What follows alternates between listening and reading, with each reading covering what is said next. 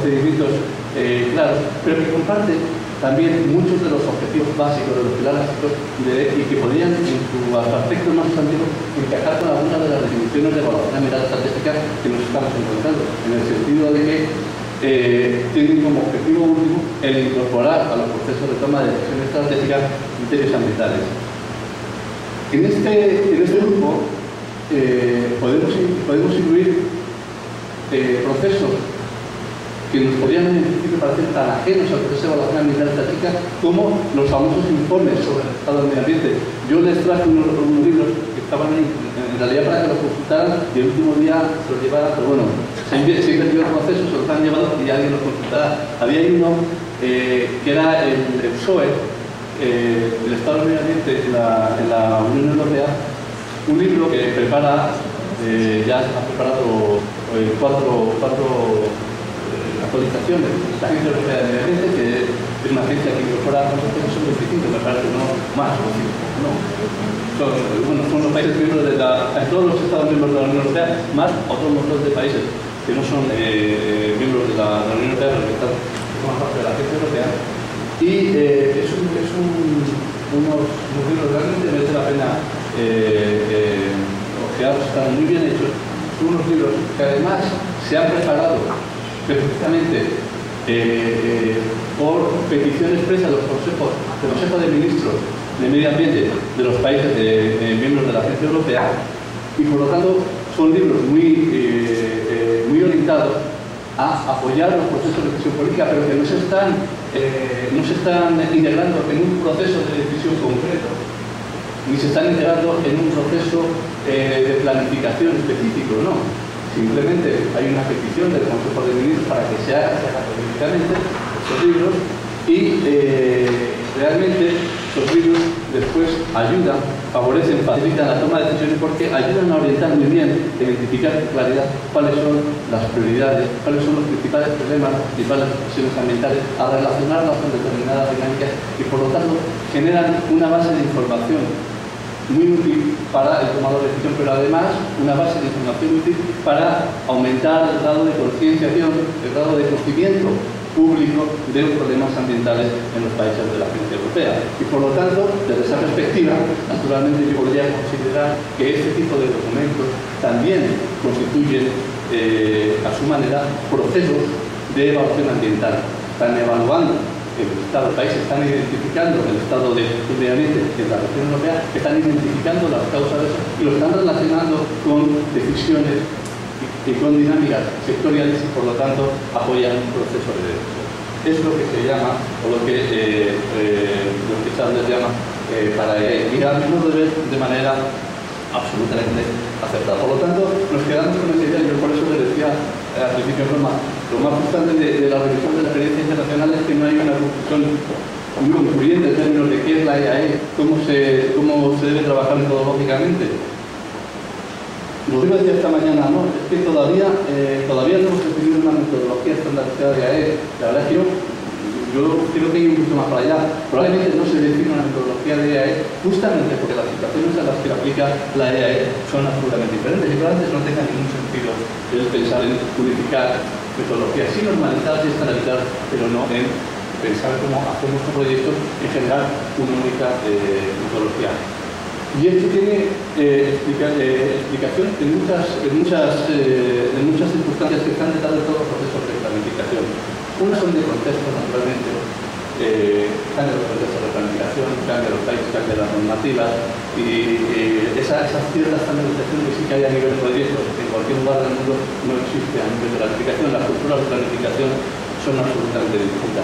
Pero es que además la planificación y por lo tanto la evaluación ambiental de la planificación, o la definición de políticas y por lo tanto la evaluación ambiental de la definición de políticas, tiene un marco que es mucho más complejo. Por una parte, tenemos este marco que hablamos antes de ámbitos de aplicación, que puede ser supranacional, nacional, regional, incluso local, pero por otra parte existe un concepto que está bien recogido en general en las normativas y en los procedimientos definidos de evaluación ambiental estratégica, entre ellos la directiva de la Unión Europea, que es el concepto de planificación jerárquica o de planificación en cascada. Yo les pongo aquí, en el caso de la planificación de transporte, en un estado relativamente descentralizado, muy posiblemente para lo que es también la cultura latinoamericana, y es el caso de la planificación del transporte en Alemania. Nos encontramos con un panorama que aproximadamente es de este estilo. Hay algunas sitios en los que no tengo claridad, pero por una parte nos encontramos con que hay una política de transporte a nivel federal, hay una política a nivel de Estado y hay también actuaciones a nivel subregional y a nivel local. Y en cada uno de estos niveles la planificación puede llegar a desarrollarse de una manera jerárquica, de una manera muy estructurada. Es decir, a nivel federal hay una política general de transporte que en realidad, si no me equivoco, está fragmentada en varios instrumentos de planificación. Esa política tiene un marco general y luego hay planes que avanzan, detallan un poco más, ni siquiera para la totalidad del territorio, es decir, nos encontramos en un segundo nivel de planificación, que en este caso ni siquiera es una cobertura total, hablando de corredores o áreas que solo se dan en algunas zonas. Tenemos después una programación de actividades a nivel federal, en gran infraestructura de transporte, de transporte de taller, y por último ya tenemos proyectos de infraestructura.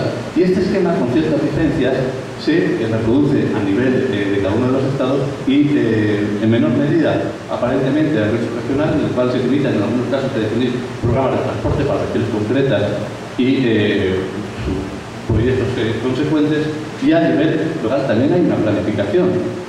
Eso es más habitual. Nos ocurre, por ejemplo, en las planificaciones urbanas del ámbito local, hay planificaciones de transporte, igual se definirán corredores, barrios de estudio, cabe esa posibilidad. Por lo tanto, tenemos este esquema, esta matriz relativamente compleja.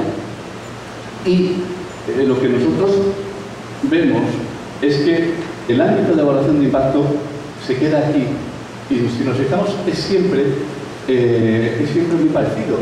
Es decir, son proyectos de carreteras que me da igual quién sea que lo financie, pero el concepto del proyecto permanece muy estable. Sin embargo, el concepto de evaluación ambiental estratégica lo tenemos que aplicar a un ámbito mucho más amplio de instrumentos de planificación. Y aquí nos estamos incorporando tampoco instrumentos legislativos. En España ocurre algo parecido también o ha ocurrido con la planificación estratégica de infraestructuras de transporte. Existe un primer plan en el año 2005, y ese plan, el mismo ya se definía como una planificación tremendamente estratégica, en el cual esbozaba unos grandes lineamientos y en sus propios contenidos ya preveía el desarrollo a nivel de planes subsectoriales para puertos, para aeropuertos, para ferrocarriles, para carreteras. Y esos planes subsectoriales definirían en su caso las actuaciones. Todo eso nos pone o nos plantea un marco de actuación o un marco para la evaluación que es complejo, porque hay que ir adaptando a cada uno de esos estilos de planificación. Hubo, y me permite más de anécdota, en torno al plan estratégico de infraestructura y transporte, que yo creo que ilustra bien lo que ocurre aquí. La primera fue justamente, nosotros hicimos, Cabo hizo la evaluación de este plan, fue la primera evaluación, yo creo, si no me equivoco, que se hizo a nivel nacional de un instrumento de planificación. Ya estaba la directiva, pero no había entrado en vigor. Y recuerdo que al poco tiempo hubo un congreso anual, no sé, de evaluación impactamental, la Asociación de Evaluación Impactamental en España, y creo que ese año por primera vez metieron un apartado específico de evaluación ambiental estratégica. Y querían hablar del plan estratégico de infraestructuras y transporte. Por alguna razón no nos llamaron a nosotros para hablar de ese plan, sino que llamaron a alguien, a un grupo de investigación de la Universidad de la Escuela de Camino, de Interior de Camino. Yo acudí a aquella presentación y me dejó perplejo lo siguiente. La presentación giraba en torno a la siguiente cuestión. ¿Qué plan de infraestructuras es mejor? ¿El que se acababa de aprobar o el plan de infraestructuras, que era de infraestructuras, no de infraestructuras de transporte, el plan de infraestructuras del gobierno anterior? Desde el punto de vista ambiental, ¿cuál era mejor y cómo se podía deducir eso a partir de la herramienta de evaluación? La conclusión era la siguiente. El plan de infraestructuras del gobierno anterior lo habían podido evaluar con sus herramientas metodológicas, que eran herramientas basadas en sistemas de información geográfica, y habían sacado una serie de conclusiones. El plan estratégico de infraestructuras y transporte nuevo era un plan excesivamente genérico de sus planteamientos y no habían podido evaluarlo con sus herramientas de sistema de información geográfica, simplemente porque es que no había tratados. No no había nada. Conclusión del equipo, el plan estratégico de transporte desde el punto de vista ambiental era peor, simplemente porque no daba información. Y esa anécdota nos lleva a una reflexión que es la que de alguna manera se ha empezado a insistir hoy y la iremos viendo en la historia, y es la siguiente. No, y Rodrigo lo ha dicho hace un momento también, los evaluadores y las autoridades ambientales tienen que entender que quien establece el alcance de la planificación es el planificador, y por lo tanto soy yo el que tengo que adaptar mis herramientas de evaluación y tengo que adaptar el alcance de mi evaluación a los criterios de planificación que se están estableciendo. Es decir, el planificador ha decidido que lo que quiere es hacer un primer plan en el cual simplemente se planteen grandes objetivos, grandes directrices. Se pase ese plan, entre otras cosas, por un procedimiento de evaluación ambiental para recibir un retorno, y a partir de ahí se define un marco para el desarrollo de planes sectoriales. Aparentemente es una idea buena, es un concepto bueno, es un concepto sano. ¿Qué sentido tiene entonces intentar descalificarlo con el criterio de que no da suficiente detalle y no puedo aplicar metodologías? Por tanto, nos obliga a desarrollar de manera muy adaptativa metodologías que se ajusten a los contenidos de cada planificación. Naturalmente yo puedo hacer sugerencias de por qué no detalla un poquito más aquí o se explica un poquito más acá, pero hay que asumir que el instrumento de planificación es un instrumento que puede ser definido con mucha libertad y con mucha flexibilidad por parte del planificador. Y la segunda anécdota, que no quiero dejar de contarla, es que a lo mejor me corregís vosotros porque estás equivocado, pero quiero recordar que hubo después una denuncia de una ONG al Plan Estratégico de Infraestructuras de Transporte ante la Comisión Europea, y lo explico como lo decís, porque no consideraban su evaluación ambiental los efectos sobre la red Natura 2000, que es una red de espacios protegidos en ámbito europeo. Y, de nuevo, me parecía absolutamente ese concepto de criterio en este caso procedente o originado por una ONG absolutamente erróneo en su planteamiento, porque, de nuevo, era una reclamación que no se ajustaba a nivel de planificación. En el informe ambiental del PEC se daban criterios para el desarrollo de los planes sectoriales posteriores, que cuando se entrara en detalle, y eran esos planes sectoriales cuando se iban a definir corredores y, por lo tanto, donde era pertinente hacer esta evaluación de espacio. Por lo tanto, esto es lo que hace un momento escuchaba Rodrigo, que decía importante que la planificación se vea correspondida en su nivel de detalle con el proceso de evaluación.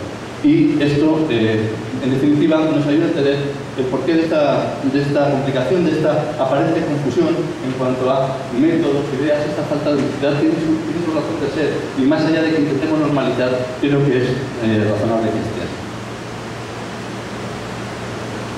Uno de los aspectos, por lo tanto, importantes, vamos a trabajar más tarde con ello, es cuando tenemos que hacer la evaluación de un instrumento de planificación, es intentar entender cuál es el alcance y cómo adaptarla.